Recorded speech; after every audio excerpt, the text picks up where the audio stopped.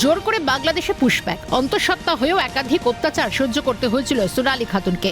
পরে তৃণমূলের উদ্যোগে মামলা পৌঁছায় দেশের শীর্ষ আদালতে। তারপর দেশে ফিরে আসেন গর্ভবতী সোনালী। সেই সোনালী পুত্র সন্তানের জন্ম দিয়েছেন গত সোমবার।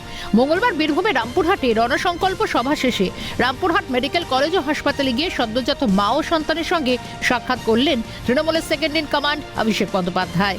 সোনালী এবং তার মায়ের আবদারে সোনালী পুত্রের নাম রেখেছেন আপন। আজকে আমি দেখা করলাম, যেহেতু ইনফেকশন হওয়ার একটা প্রবণতা রয়েছে, আমি আর বাচ্চাদের কাছে যাই, কারণ আমরা মিটিং থেকে এসেছি, অনেক লোকজনের সাথে দেখা করি নিজেরা, তো একটা ইনফেকশন হওয়ার একটা প্রবণতা থাকে।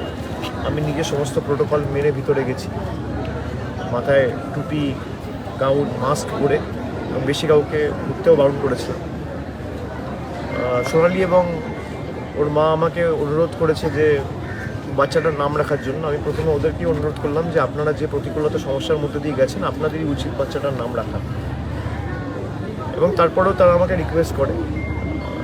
আমি বাচ্চাটার নাম রেখেছি আপন, তার কারণ যেভাবে পর করে বাংলাদেশে ঠেলে দিয়েছিল, এটা সকলেই আমাদের আপন, তাই বাচ্চাটার নাম রাখা হয়েছে আপন।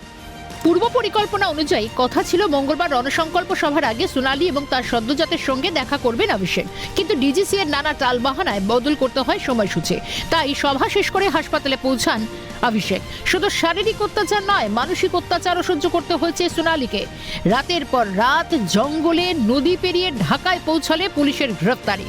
মাসের পর মাস কেটেছে জেলে। তার স্বামী দানিশ এখনো বাংলাদেশে। বাচ্চাটাও অত্যাচার সয়েছে। এর মূল্য বিজেপিকে দিতে হবে। মঙ্গলবার রণসংকল্প সভা থেকেই করা জবাব তৃণমূলের সর্বভারতীয় সাধারণ সম্পাদকের।